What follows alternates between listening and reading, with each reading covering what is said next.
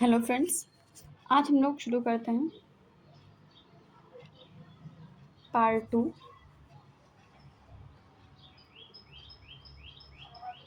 Beta lactam ring. ठीक है, beta lactam ring.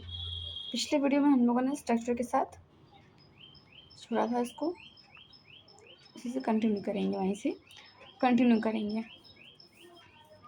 वहाँ पे हम लोगों ने ए पार्ट में देख चुके थे कि ए पार्ट में क्या था।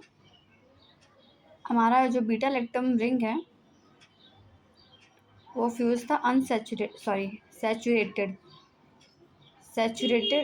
रिंग के साथ में क्या था, फ्यूज था C double bond O and R alkyl group. ठीक है, इस तरीके से ये हमारा क्या स्ट्रक्चर है जिसमें बीटा लैक्टम रिंग जो है फ्यूज्ड है सैचुरेटेड रिंग के साथ में। ए पॉइंट ये होगा। ठीक है, अब बढ़ते हैं हम लोग बी पॉइंट में। क्या क्या कंडीशंस हो सकती हैं, तो इसके बी पॉइंट को हम लोग देखते हैं। बी पॉइंट में क्या बताया गया है? बी पॉइंट बताया गया है बीटा लैक्टम रिंग जो है किससे बाइंड करेगी, किससे फ्यूज होगी? अनसैचुरेटेड रिंग से होगी। ठीक है, अनसैचुरेटेड। अनसैचुरेटेड मतलब क्या हुआ? Double bond. इसका स्ट्रक्चर कुछ इस तरीके का बनेगा। सिंपल, पहले तो हम लोगों ने बीटा लैक्टम रिंग बना ली है इस तरीके से, डबल बॉन्ड हो, यहाँ पे सी है, sorry NH, C double bond O और R। ठीक, इतना पहले एक तरीके हो जाएगा। अब इसमें सिंपल से इतना करेंगे, सल्फर लगाया, यहाँ पे COH, सेम स्ट्रक्चर हो गया। अब ये अनसैचुरेटेड रिंग है इसीलिए यहाँ पे डबल बॉन्ड लग जाएगा। ठीक, इसका नाम हो जाएगा, इसका नाम होगा, उसका नाम था पैनम, इसका होगा पीनम। NEM, सिंपल स्मॉल डिफरेंस है बट है डिफरेंस। उसका नाम था पैनम, PENAM, ये होगा पैनिम, PENEM, पैनिम। ठीक है, पैनिम सल्फर लगाया, अगर इसकी जगह हम लोग सी लगा दे तो सी लगाएंगे तो कार्बापेनम हो जाएगा, कार्बापेनम। ओ लगा देंगे तो ऑक्सापेनम, पेनम, ऑक्सापेनम। ठीक है, अब इसकी थर्ड कैटेगरी देखते हैं हम लोग। थर्ड कैटेगरी क्या कहती है? C point. सी पॉइंट में क्या, जो बीटा लैक्टम रिंग है वो फ्यूज्ड करेगी 6 मेंबर्ड रिंग के साथ में। कितनी? 6 मेंबर्ड रिंग के साथ में। सिंपली बीटा लैक्टम रिंग बनाया। ठीक है, इतना प्रोसेस सबको सिंपली याद हो गया होगा।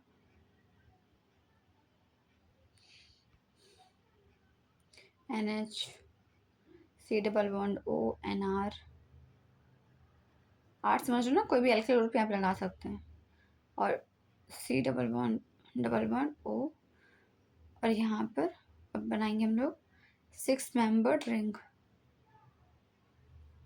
6 मेंबर्ड अनसैचुरेटेड रिंग होगा ये। ठीक है, इसको हम लोग यहाँ पे सल्फर लगाएंगे। ये हम लोग को कहा होगा सैफम। क्या होगा? सैफम।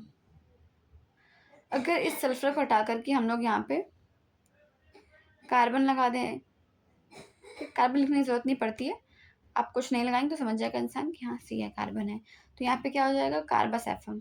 ठीक है, कार्बासैफम हो जाएगा। अगर यहाँ पे आप O लगा देंगे तो क्या होगा?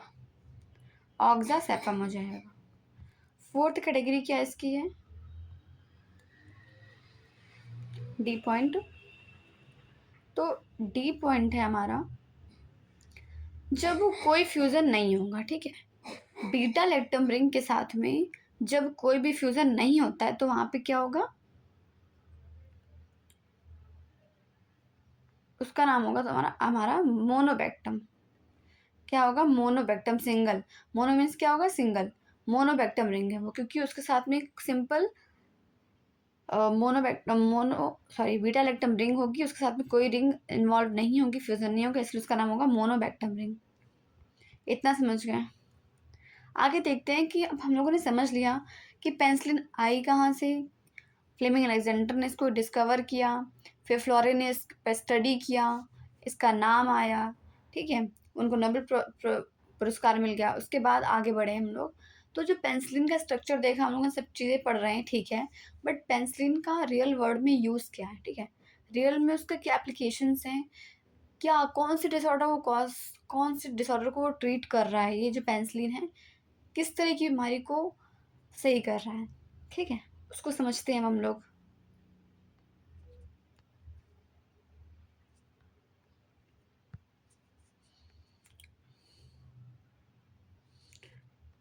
ठीक है ध्यान से देखिए, क्या ये बीटा लैक्टम एंटीबायोटिक्स, इसको क्लासिफाई किया गया, पेंसिलिन्स,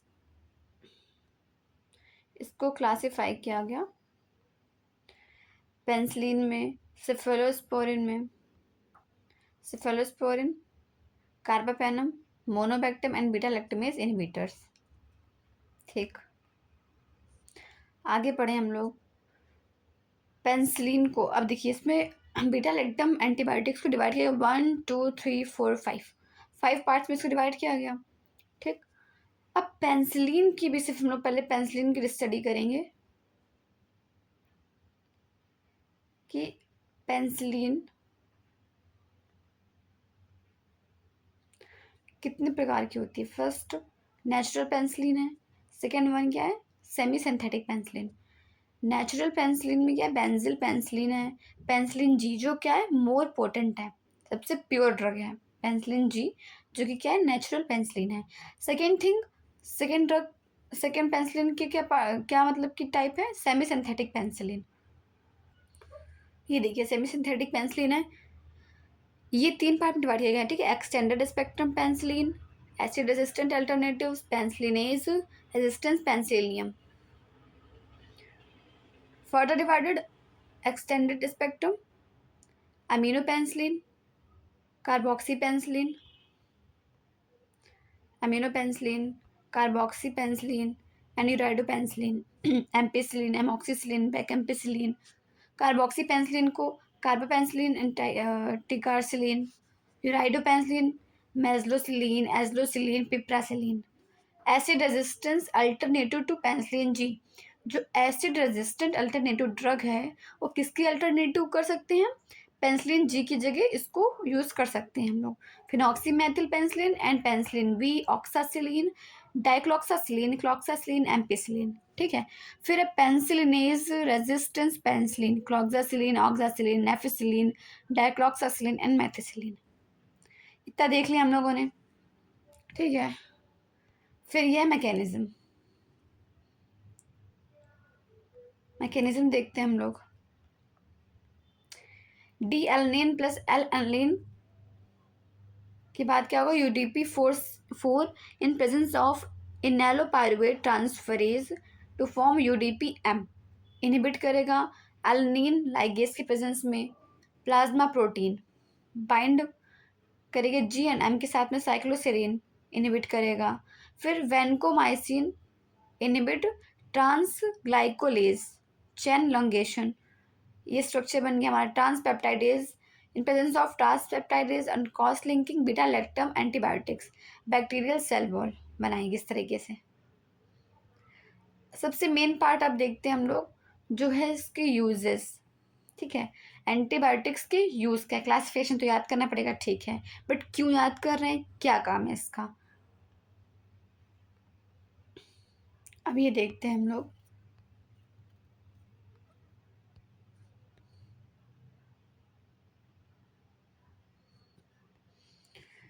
ठीक है, mechanism of resistance to penicillin, ठीक है, देख लीजिए आप ये किसकी मैकेनिज्म हो रही, किस तरीके से एक्ट कर रहे पेंसिलिन, ठीक है। मेन मोटो हम लोग का यहाँ पे देखना है एडवर्स इफेक्ट एंड यूज, ठीक है, उसको देखते हैं, फोकस उस पर करते हैं पहले। इसके ड्रॉबैक क्या है पेंसिलिन जी के, ये देखिए पहले ड्रॉबैक क्या है पेंसिलिन जी के। पेंसिलिन की मैकेनिज्म को हम फर्दर नेक्स्ट वीडियो में अच्छे डिटेल में समझेंगे, अभी हम लोग फोकस मेन करेंगे इसके यूज़ में, इसके एडवर्स इफेक्ट में और इसके जो ड्रॉबैक लिखा है, ठीक, यहाँ पे। तो ड्रॉबैक क्या है पेंसिलिन जी का, जो नेमोनिक लिखा हुआ ये इसका शॉर्ट वेव, ठीक है, लर्न करने का है ट्रिक। तो as for short duration of action T half 30 minute सिर्फ होता है। एसिड लाइबिलिटी होती है इसमें, पुअर जीआईटी एब्जॉर्प्शन होता है, नैरो स्पेक्ट्रम का एलर्जेंसिटी होती है, एलर्जी हो जाती है कुछ लोगों को। Penicillin allergy should be checked by, इसके टेस्ट्स कौन कौन से हैं? Scratches test and intradermal test. Probenecid give in combination, penicillin probenecid decreased tubular secretion of penicillin, इसके एडवर्स इफेक्ट देखते हैं। तो एडवर्स इफेक्ट क्या है इसका भाई?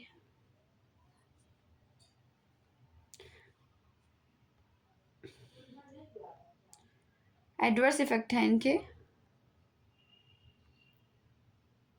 एनाफाइलेटिक रिएक्शंस, ठीक है, ये देखिए अब सही दिख रहा है। तो एडवर्स इफेक्ट क्या है इसके? पहले इससे पहले पढ़ेंगे यूज़, पहले यूज़ देखते हैं, ठीक है। इसके क्या है?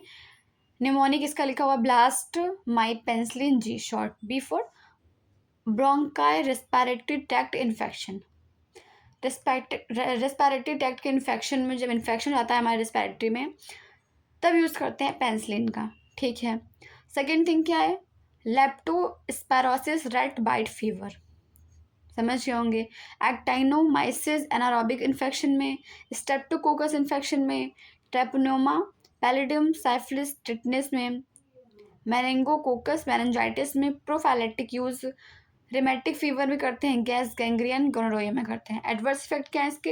एनाफाइलेटिक रिएक्शन एजिटोनेम से होता है, डायरिया, एम्पिसिलिन से, इंटेस्टाइनल नेफ्राइटिस, मेथिसिलिन से, Jarisch Herxheimer reaction, penicillin injected in a syphilitic patient, aspirin and corticosteroid can given to relieve these symptoms, इन सिम्टम्स से रिलीफ प्रोवाइड करता है aspirin and corticosteroid.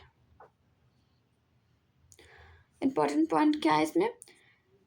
बेकेम्पिसिलिन is a prodrug of ampicillin, bacampicillin क्या है? So bacampicillin is a prodrug of penicillin, ठीक है। MRSA methicillin resistant staphylococcus aureus treated by vancomycin DOC ciprofloxacin। VRSA क्या है? vancomycin resistant staphylococcus aureus treated by linezolid और streptogramins।